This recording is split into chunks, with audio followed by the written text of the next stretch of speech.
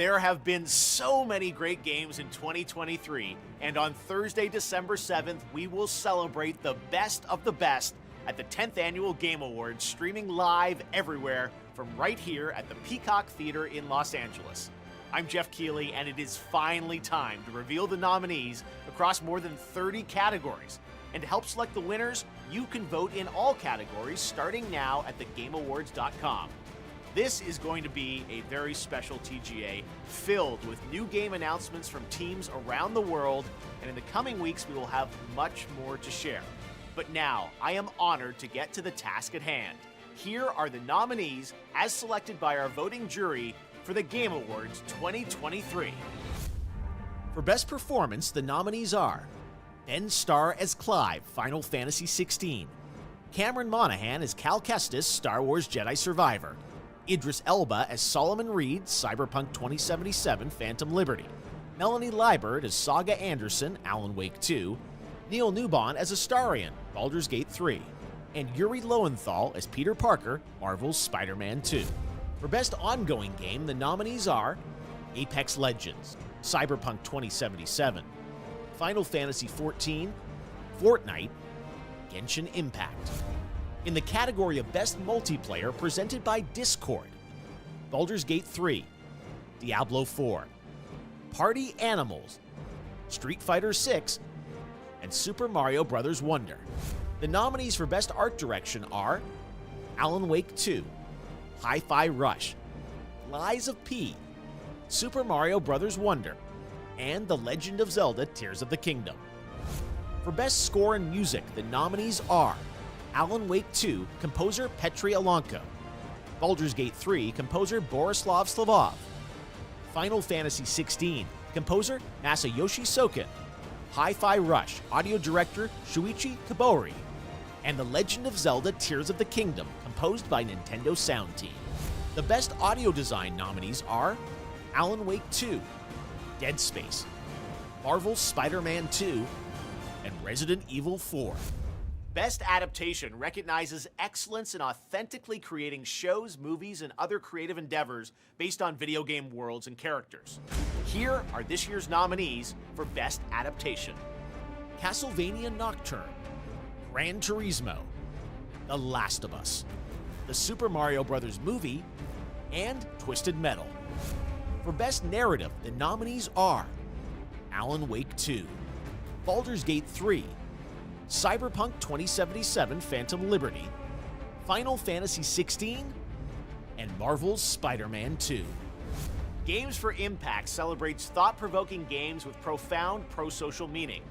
This year's nominees are A Space for the Unbound, Chance of Sonar, Goodbye Volcano High, Chia, Terra Nil, and Venba.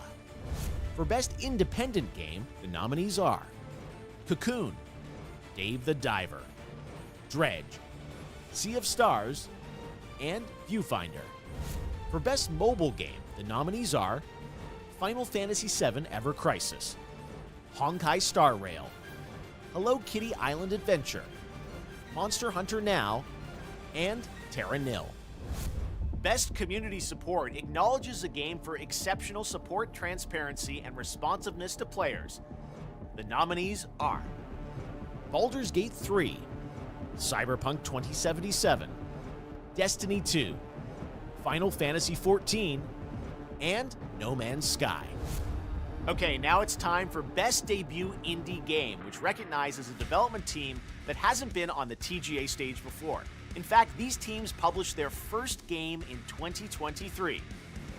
The nominees are Cocoon, Dredge, Pizza Tower, Venba, and Viewfinder.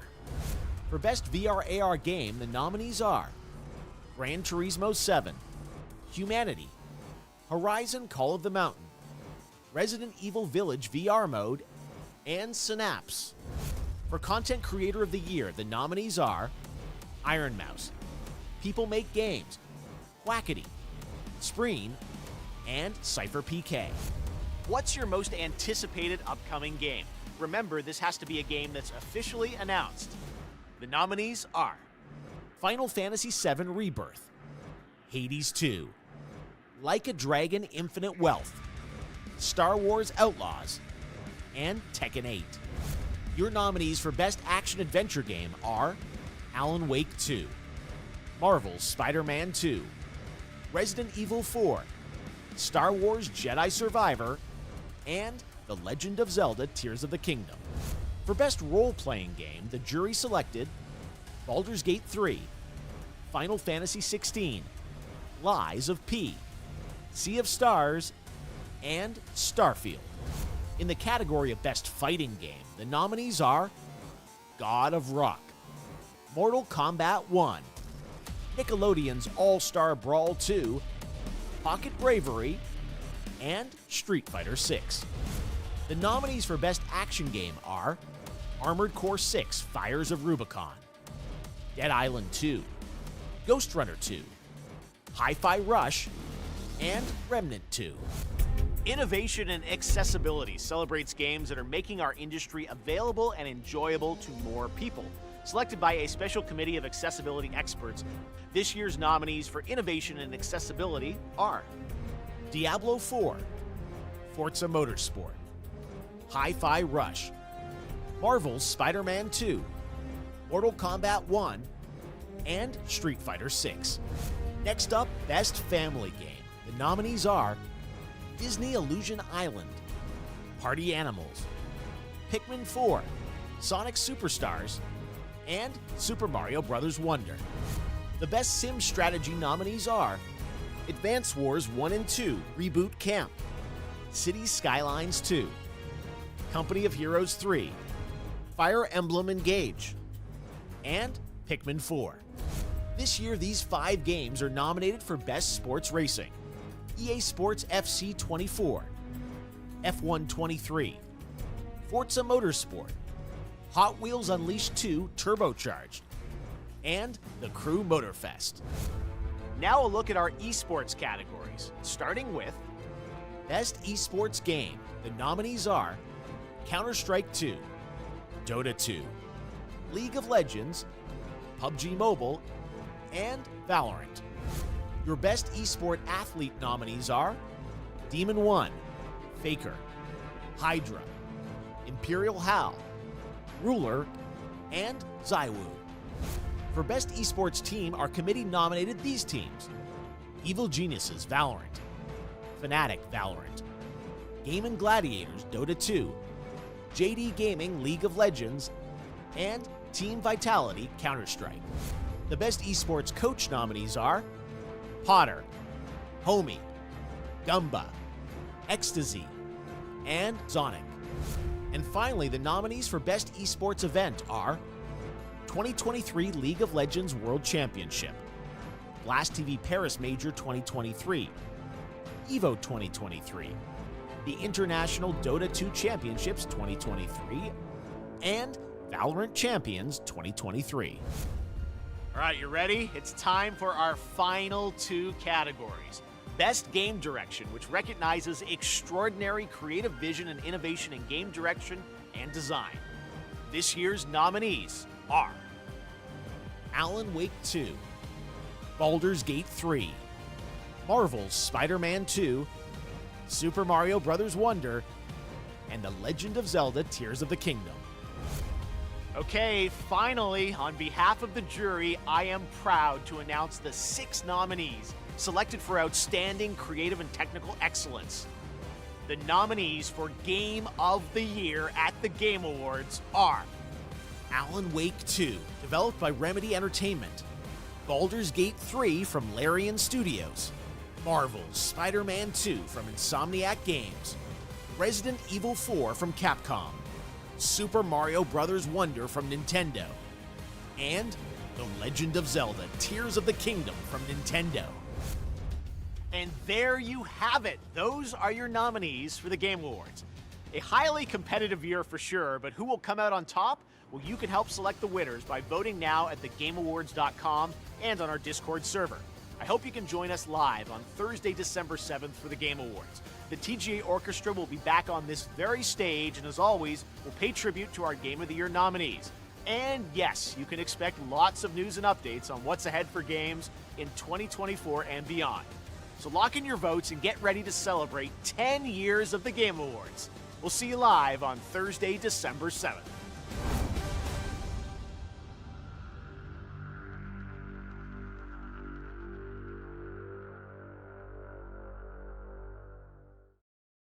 Two different topics happening in gaming we got to tackle today, starting with the Game Awards getting their official Game of the Year nominations. There are plenty of games on this list. Two of them stick out as my 2023 favorite games so far, so I really want to go over some of the more controversial decisions of the inclusion of select games within the nominations, really what to expect from the event as a whole, and then also where I think which game will walk away with that coveted Game of the Year award, which really doesn't mean anything, but it's worth having a big conversation around. And then story number 2 has to deal with a brand new Nintendo presentation that has been confirmed for tomorrow and some already leaked games that will be there, and it will be a spoiler warning because this leaker is not somebody that we might see be accurate, but rather somebody that we have now a long track record of leaking everything accurately ahead of any kind of Nintendo Direct presentation. And I want to get on the same page with exactly what to expect from this, so make sure you like, subscribe, and turn on your bell notification if you're new here to join Sunbro Nation. And with that, we're first hopping in to the Game Awards 2023. This is Jeff Keighley's big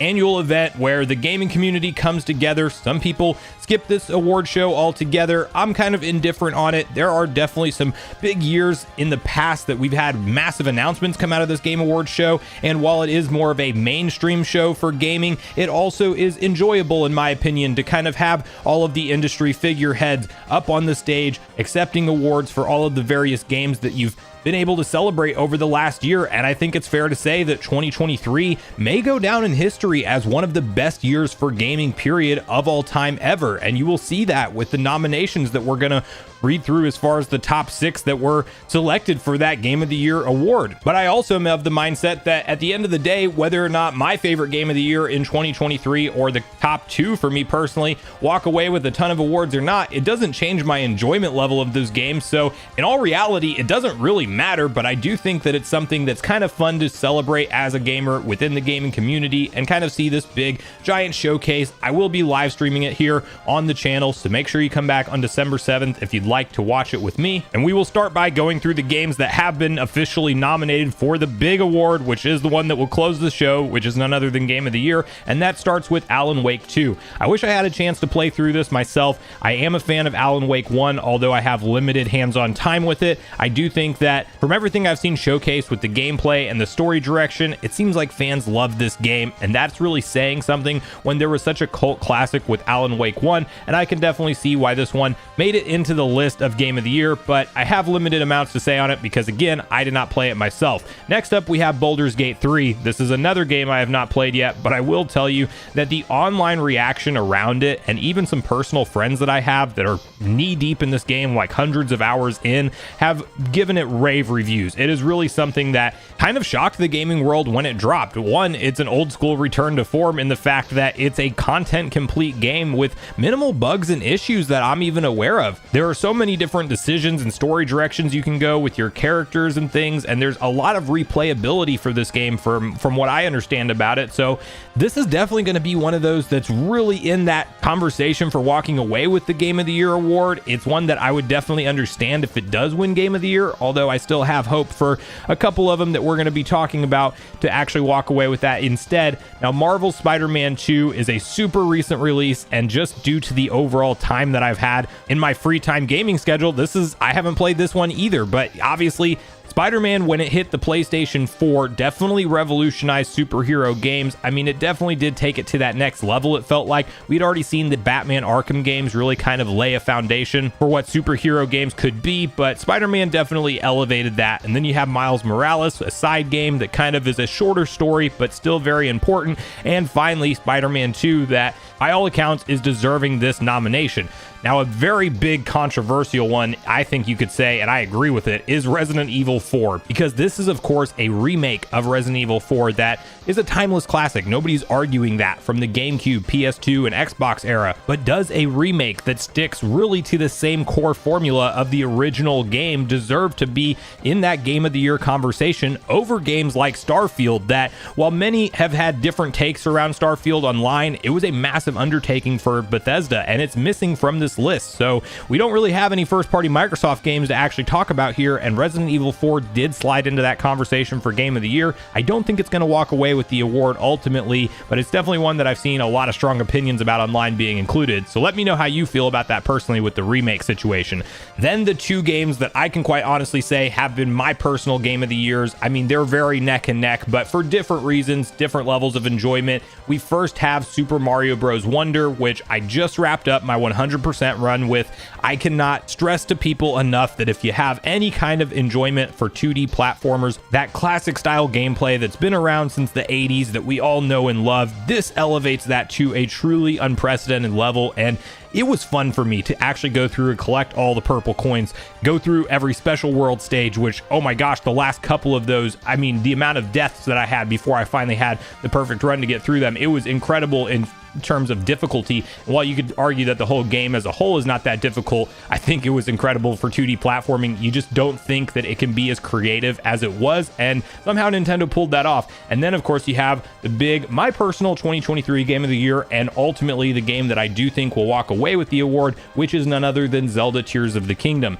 This is obviously Breath of the Wild 2. It's set in the same Hyrule, but it does everything to such another level that with the underworld, the ground below that is altered and changed from the original game, and the skies above, this gave you so much exploration and freedom, and it's the first time in a Zelda game that I could remember thinking outside of the box completely on how to solve puzzles and probably doing them wrong or not the intended way to complete it, and yet it works because that is how Nintendo designed this game, and it is so creative from start to finish, not to mention the story within it. I mean, no spoilers here, but if you haven't completed it yet, go complete it as soon as you can. It's truly one of the best games in the Zelda franchise, period, and the story is really untouchable in my personal opinion. Maybe you could argue Skyward Sword comes close as it's the origin story, but I don't know. There was a lot of unexpected twists and turns within this story that I just absolutely fell in love with, so it's what I'm hoping walks away with Game of the Year 2023. Again, don't get too hung up on anything because none of these awards really mean anything at the end of the day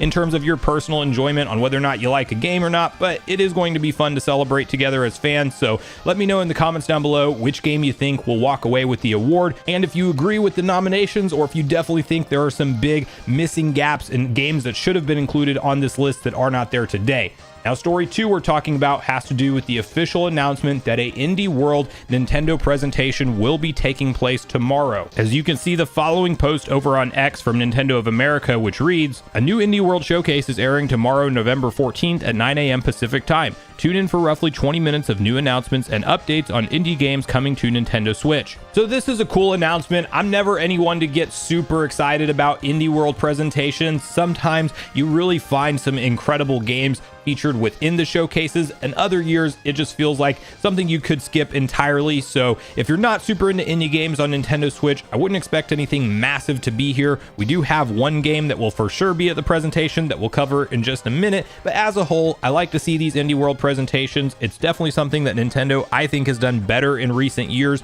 in terms of showcasing all of the different developers that put out games on their platforms, and with those games getting some time in the spotlight, there are sometimes great titles that you would have maybe never seen otherwise, other than sitting down and watching a live Nintendo presentation. And so for that, I am a fan of these showcases. One thing in terms of getting on the same page with the expectations to have around this event is that it is all indie games. Don't go around thinking that we're going to see any kind of Mario, Zelda, Metroid type of update at any kind of event like this. You will be disappointed if you have any level of any major Nintendo franchise that's first party showing up here, because it's just not going to happen. The one big question mark of a game that may or may not be here, and I have a feeling it won't be, because I think the leaker that we're going to be talking about in a second would have revealed it if it was going to be here, but that is none other than Hollow Knight Silksong that we've all been waiting for years and years at this point. It seems like it's a game that, while it will ultimately likely be a masterpiece after its release, it is definitely taking a long time to get it up to snuff and get it ready for retail release, as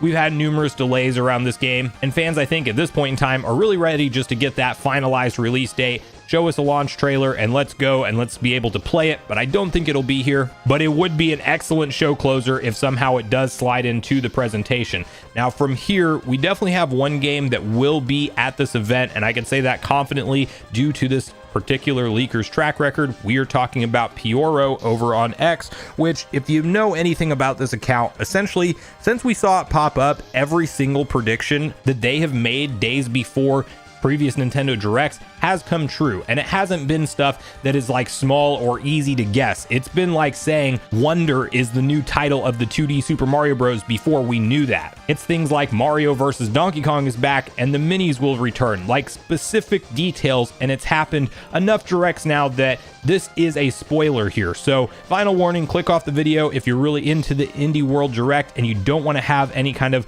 information spoiled within it, but you can see now the post from Pioro shortly after this announcement where he posted, "Finally, we will be able to roast some marshmallows on the Switch," and then replying to it saying, "That era thread title is wild, LOL." So the game in question here is Outer Wilds, which was actually featured at a February Nintendo Direct back in 2021, and I believe it had an initial launch of summer 2021 that year, and I guess they've had some issues actually bringing it to the Switch. I believe this game is out on PC and Xbox currently and does have some good reviews online, but it's one of those that was supposed to be on the Switch quite a bit earlier, but it just looks like it's going to pop up now. This could be the big show closer announcement. It might not, but that is at least one game that you should absolutely expect to be at this event, because again, we're talking about somebody with a flawless track record, and I'm certain it will indeed be there. So I really want to hear from you guys at this point in the video, both the different stories we talked about today. How are you feeling about the Game Awards 2023 and the nominations for Game of the Year, as well as some of the subsect categories that we didn't walk through, if you have looked into all of that? And what do you think about the Indie World Showcase tomorrow? What games are you hoping we see there, and are you excited that it does seem like we will indeed see Outer Wilds finally get some type of updated release date for the Nintendo Switch, and will you be planning on picking that up or any other games on the indie front that you were personally excited for? So regardless of your thoughts and feelings on everything we talked about today, I do look forward to hearing from you all in the comments down below before you leave the video, as I do look forward to getting a back and forth conversation started with you all around these topics. Go watch yesterday's video next if you haven't already, which is on screen right now. Also make sure you like, subscribe, turn on your notification bell, and I will see you guys in the next video.